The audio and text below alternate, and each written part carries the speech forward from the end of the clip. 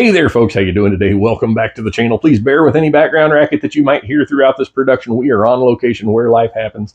Sometimes there's stuff going on out there that can be heard in here. Also, if you look over here on the little black box and you see our channel logo stickers, if you would like to have one or both of those, or even a couple of them, we do still have some available. They are free to you, the viewers, as our way of saying thank you for watching what we put out.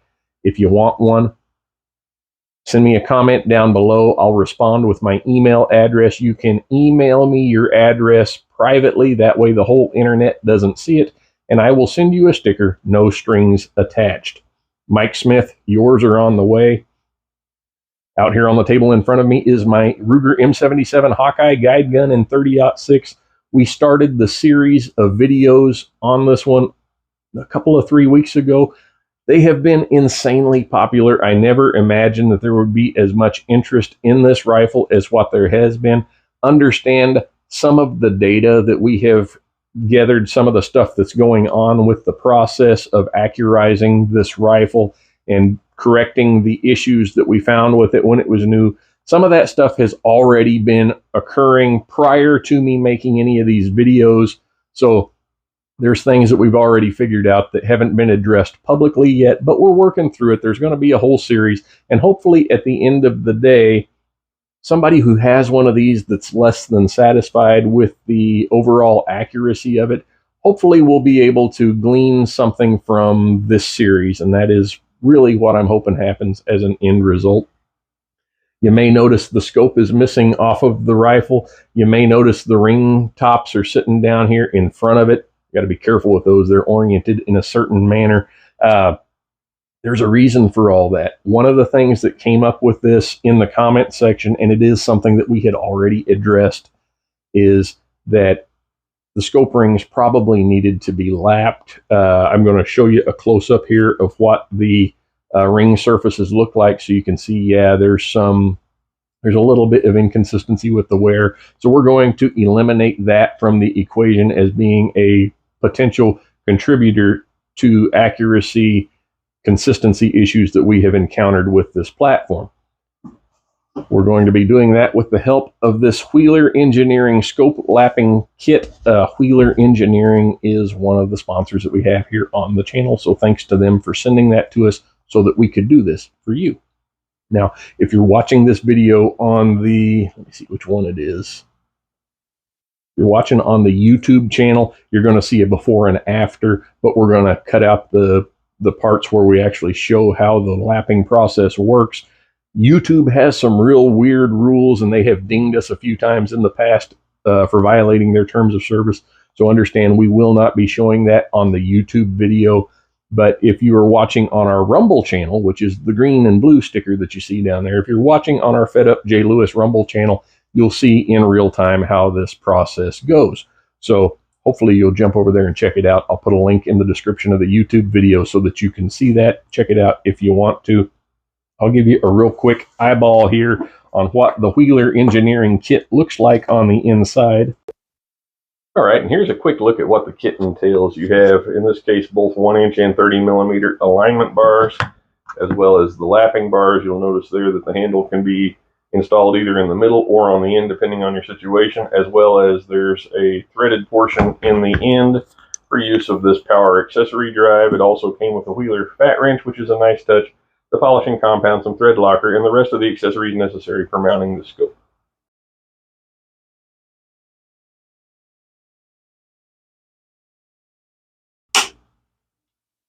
And that's the last one.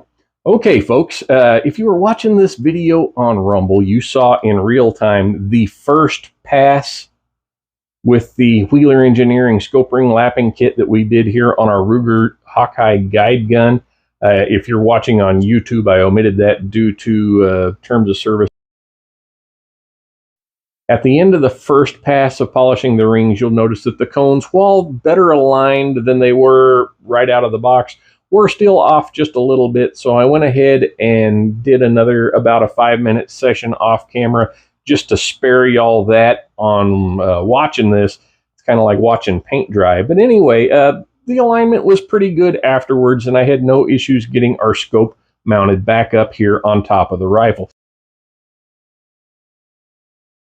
Now, for those of you that have been following along with this series, you're probably keenly aware that this scope is not the scope that we had on this rifle in the first two videos. There's a reason for that. Allow me to elaborate. In the comment section on the first two videos, one of the things that kept coming up, in addition to did you lap the rings, was also, are you certain that that Leupold VX3 HD scope that you have mounted on that rifle is a good scope? Well, we are going to be testing the reliability of that Leupold VX3 on top of our Ruger American Gen 2 next time we take it out to the range. Now, that Ruger American Gen 2 was consistently shooting little bitty groups last time we headed out to the range, so we know that rifle is working as intended. We're going to test the Leupold on there, and so long as it works well on the American Gen 2, we're going to put it back on here in our freshly lapped rings and see if that solves any of our problem. In the meantime, I have this Vortex 3x9 mounted up here on top of our guide gun because this is a scope that I have proven on at least two different rifles in the past, so I know it's a good scope. So we're going to do a double elimination to determine if anything or everything that we did concerning the lapping the rings and concerning the rifle scope had anything to do with the accuracy dilemmas that we've had with this rifle in the past. I realize this video series is a long and tedious process trying to get everything right. I just want you to remember that Rome wasn't built in a day, and troubleshooting accuracy issues with a rifle isn't always something that can be done in one step either. Much later that the old narrator got tired of waiting and they had to hire a new one.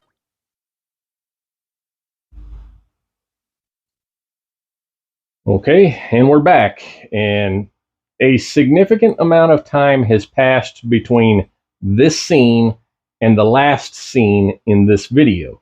And during that lapse in time, there were several events that occurred, but perhaps the most significant of those events concerning what it is that we're doing here and the YouTube community, the Second Amendment community as a whole, is the recent passing of Paul Heral. Now, for those of you that aren't aware of who Paul was, he was a long-time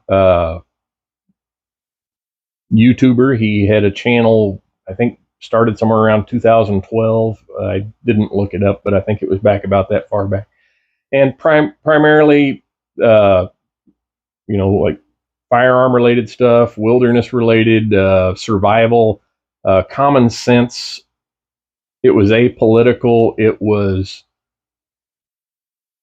very diplomatic in the way that the information that he pushed out was presented. He was not of the mindset that his knowledge was an end-all be-all. He was rather just someone who had a passion for sharing his knowledge of the firearm world and the world in general with others. And I found Paul's channel when I was stationed out of the country a few years ago, and during that time I couldn't have any of my guns with me, and I would get my regular fix, when I couldn't go to the range, when I couldn't play with my guns and tinker with them, that I would get my fix watching channels like Paul's channel. And the gift that he was and the contribution he made to the 2A community and the YouTube community, there's going to be a big void left. It's going to take a lot of time to recover from the loss of his wealth of knowledge, and I can't think of anybody off the top of my head that could do it quite like he did. And so I want to thank him and his team and his family for the contribution that he made, and I encourage them to carry on the tradition in his honor. That being said, if you're not familiar with who he was, as I said before, this is a picture of him here. I'll put a link to his channel down below. If you haven't checked it out in the past, I encourage you to go over and check it out. It is some of the best internet-based 2A content that I've ever seen. Moving right along. We took the rifle back out to the range. We actually took 2 rifles out there. I took this one and I took the Ruger American, as I had mentioned a couple of weeks ago in the other part of the video. And the first thing I did was I took this loopholed scope, which was the original scope on this rifle. I took it off of this one and I put it on the Ruger American 243, which is a known shooter. No problem getting little bitty groups out of that gun. So I wanted to see how this scope would perform on that rifle to rule out whether or not this scope had an issue with it, because that was something that had come up a great deal in the comments section in the first 2 parts of the series on this rifle. So, couple of caveats. The scope that I normally shoot with on the Ruger American is a 20 power scope with a bullet drop compensating reticle that has a very fine crosshair in the middle. 20 power, fine crosshair. This scope is a 10 power scope that has a heavy duplex reticle. So lower powered, heavier reticle. So with that in mind, one would expect that perhaps the accuracy achievable aiming in with a 20 power scope with a fine crosshair might be a little bit higher than it would be with a 10 power with a heavy crosshair. No disappointment, that is exactly what we saw. Now, I do have the results written down here. I'll also put them up on the screen for you here. The first load that we shot through the American with this scope was Federal Fusion 95 grain bullets. Now, on our previous outing with the Federal Fusion, out of the Ruger American, the groups that we recorded for data were 0.71 inch and 0.59 inch respectively.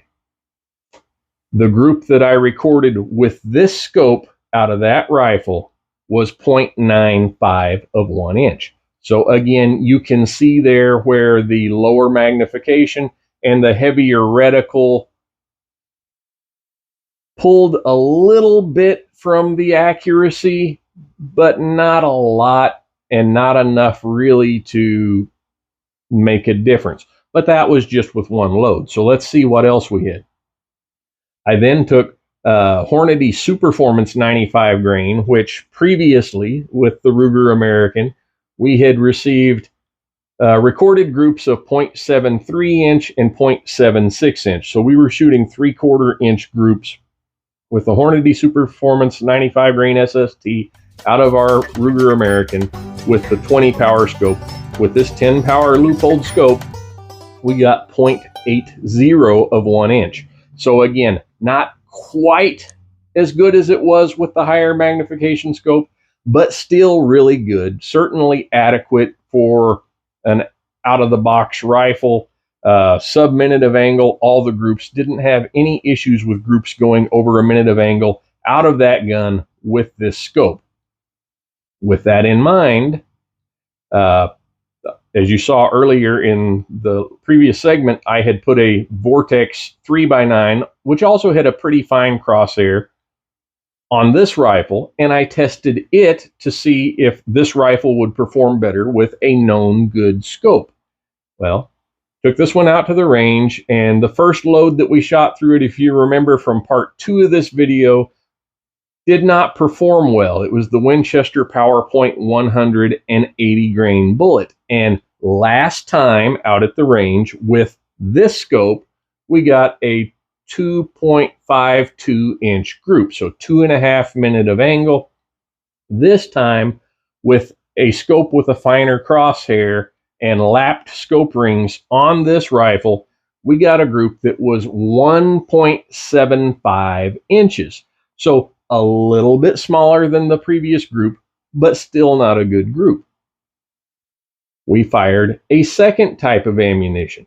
The second type, if you recall back to the first video, the Remington Core-Locked 150s fired a group last time of 1.63 inches out of this rifle with this scope. With the Vortex scope with the finer crosshairs in the lapped rings on this rifle, we got a group with that same ammunition of 1.35 inches. So again, a little better, but still not an incredibly good group, especially when you consider that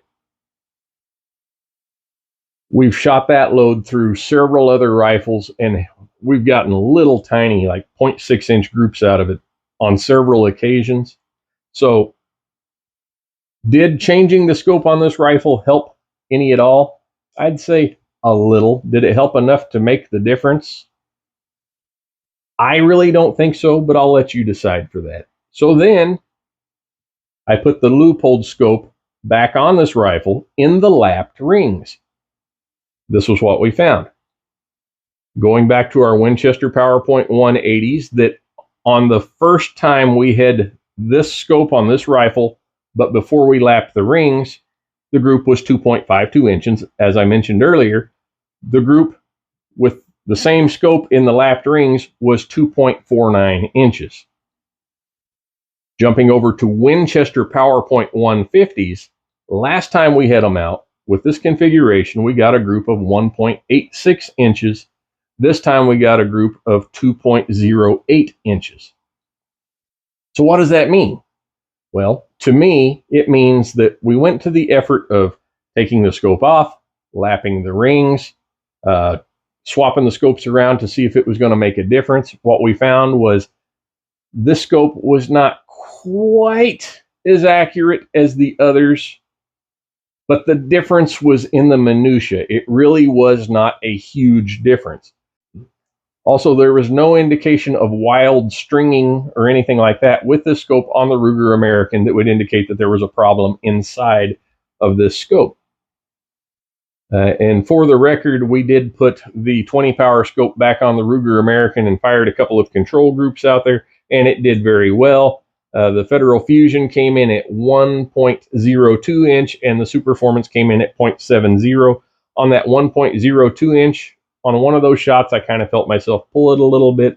We still stayed under a true minute of angle with that, and they were both still relatively good groups. So what does that tell us? What's next for our project here? Well, I'm not concerned enough with this scope to change it out and put something else on the rifle. I think now that we have addressed the scope to the degree that we have, which some will say is more than we needed to, and others will say was not nearly enough. I understand that. You can voice it in the comment section down below. We're going to move on to the next logical choice. Now, the next step along the way, in my mind, and actually what I think is the biggest contributor to the overall accuracy issues we've been having with this rifle, is going to be this Green Mountain stock. If you go back to a recent poll that I did, most of you wanted to see this stock rebed. They wanted to see it bedded and the barrel channel floated. That is fixing to happen. It's going to occur. Actually, I would have already done it before now, with the exception of there is something extremely cool going to happen to this rifle in just a couple of weeks. I can't tell you what it is just yet, but just know that when I tell you what we're doing with this rifle in the next couple of weeks, it's going to knock your socks off. You're going to be really surprised at who's coming to help me get this rifle shooting straight. So let me know down below what you thought about this. Let me know if you think what we did with the scope was enough. Let me know if you think we wasted our time. If Paul Heral had some kind of impact on you, you could put that down there too, because I think that man, he deserves to be the topic of conversation for a little while. He was such a substantial contribution to this community. He's one of the points of reference that I go to when I'm trying to think of how something should be in a production or with something that we're doing. And my words can't describe the impact that he's had. I guess that's where the French would say he had a certain je ne sais quoi, and I'd have to say they were right. So let me know down below. Also, we still have let me try that in English. We still have channel stickers. If you want one, let me know down below. I'll do my best to get one out to you. Until next time, folks, take care and God bless.